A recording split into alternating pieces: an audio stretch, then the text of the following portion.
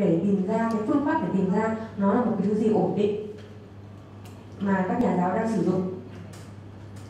Now there are two more principles which I think are worth thinking about and are not unrelated.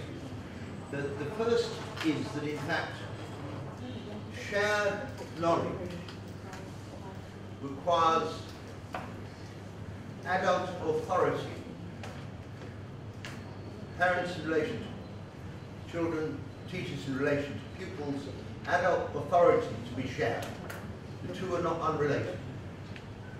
Cái nguyên lý tôi có hai nguyên lý nữa mà tôi cần muốn nhấn mạnh ở đây là thứ tri thức được chia sẻ hoặc là tri thức cộng đồng là cái tri thức mà cần phải có cái sự dẫn dắt của người lớn, ví dụ phụ huynh đối với trẻ em, đối với con em, hay là nhà giáo đối với học sinh của mình. That doesn't mean that authority of parents or of teachers should not be questioned, but it does mean that in fact pupils and children need to know the rules within which they can challenge that authority. Cái quan điểm là cái vai trò dẫn dắt ở đây không có ý rằng là cái vai trò dẫn dắt đấy là tuyệt đối, tức là không bao giờ ta có thể truy vấn lại được cái sự dẫn dắt đấy, đặt câu dấu hỏi về cái tính hợp lý của sự dẫn dắt đấy, mà cái điều quan trọng ở đây là biết được là cái vai trò của mỗi người, nhấn mạnh được vai trò của mỗi người. The last point, which I think brings together the relationship between authority, pedagogic authority, and the professional knowledge of teachers. Because when I say pedagogic authority, I only mean authority in the sense that we give authority to any specialist or expert knowledge. That in fact we go to ask people who know more. It's nothing more elaborate than that. It's not some kind of traditional or conservative view. But so okay, maybe. Nguyên lý thứ hai đây tôi nhấn mạnh là cái vai trò về cái quyền về xâm phạm. Cái quyền xâm phạm đây không phải quyền theo kiểu bảo thủ, mà là cái quyền mà chúng ta công nhận cái sự hợp lý về vai trò xâm phạm, nghề xâm phạm.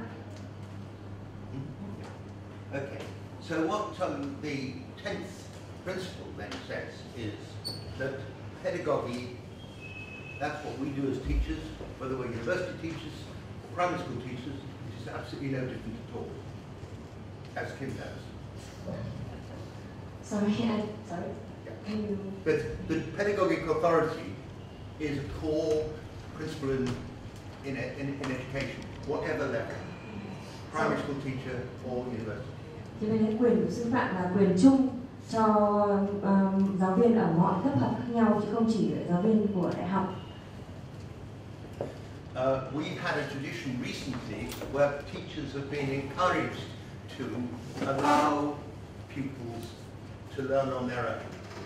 Ở nước tôi thì dường như là có một cái xu hướng, có một cái truyền thống là giáo viên để cho học sinh muốn làm gì thì làm, tự do học, tự do tìm hiểu. Now what that doesn't do is to make the distinction between school knowledge and everyday knowledge. Cái cách làm như vậy rõ ràng là không thể hiện cái sự phân biệt giữa tri thức học đường là gì và tri thức phi học đường là gì.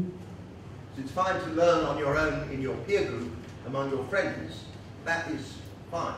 But there's a different kind of learning that in fact we invest in schools for and send our children to schools.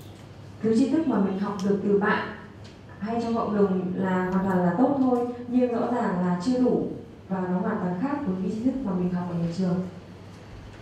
It comes up in relation to adult education just as much. Rõ ràng đây không phải là cái vấn đề này không chỉ là ở chỉ có chỉ là bất cập trong nhà trường phổ thông, mà đối với giáo dục dành cho người lớn tuổi cũng có gặp phải trường hợp như vậy. There was a popular idea in education that came under the category which you probably have called professional development of teachers. Có một cái xu hướng rất là phổ biến hiện nay là người ta gọi là phát triển nghiệp vụ của giáo viên. So teachers used to come to the university for a day off from their school, and I've heard examples of this when they got to the university and the university teacher organising the course says, well, hello, what would you like to discuss? Trong những cái khóa học phát triển nghiệp vụ này là giáo viên họ thường đến các trường đại học, thường dành cho cả ngày ở đấy và họ tham gia những cái khóa học mà cái người huấn luyện đến nói rằng: xin chào các bạn, các bạn muốn chúng ta đề cập, chúng ta bàn về vấn đề học về vấn đề gì hôm nay? And then the teacher at the university would want to say, tell me about the problems that you have. Sorry? Tell me what your problems are. The university teacher say to the teachers who come into the university, tell me about your problems.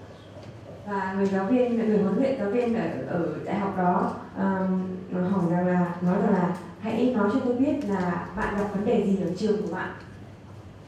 The result, in a sense, is that professional development becomes more like therapy than education.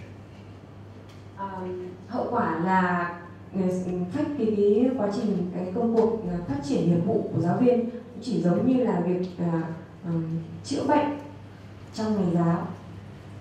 The best the teachers can come away with is feeling that the problems they have are everybody else's problems as well. I didn't quite catch. Well,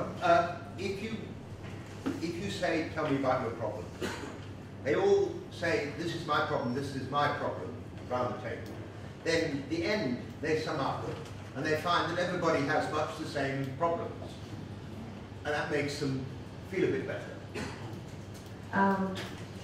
Vấn đề ở đây là nếu ai cũng bắt đầu cái việc học là bằng nói rằng là tôi có vấn đề này, tôi có vấn đề này, tôi có vấn đề này, và cái kết quả cuối cùng là chúng ta đều gặp những vấn đề giống nhau, và cái mà đem lại chúng ta là cảm giác như là được chia sẻ, giống như là trị liệu, được trị liệu. The reason why I mention it is I just want to emphasize the parallels with the problem of, in fact, emphasizing experience rather than knowledge with students in a secondary or primary school. Cái điều này cũng hoàn toàn tương đồng với cái điều mà tôi đã nói là vấn đề người ta nhấn mạnh cái vai trò của kinh nghiệm của người học ở trường phổ thông. The point is, I think we need to hold on to something that's quite important that distinguishes education, pedagogy from therapy. Điều mà chúng ta cần phải vững nắm chắc ở đây là phân biệt giáo dục, sư phạm với cái sự trị liệu kia. It's not that I'm against therapy, it's just that we need to distinguish between it and what those of us who work in education are involved. Tôi không phản đối vai trò của trị liệu, nhưng mà cái điều quan trọng ở đây là tôi muốn nhấn mạnh cái gì là cần thiết trong ngành giáo dục. And I think it rises from something like fear of knowledge, that even the university teachers have lost their confidence. They have some knowledge which in fact the school teachers can benefit from in relation to how they see their job. Rõ ràng điều này cũng phản ánh một trong những cái điểm về cái hội chứng về nỗi sợ là giáo viên dạy huấn luyện cho giáo sinh, giáo viên huấn luyện nhà giáo tương lai tự dưng lại mất đi cái niềm tin vào bản thân cái tri thức của mình, là cái tri thức mà có thể giúp phần nào giúp các nhà giáo tương lai có thể hoạt động tốt.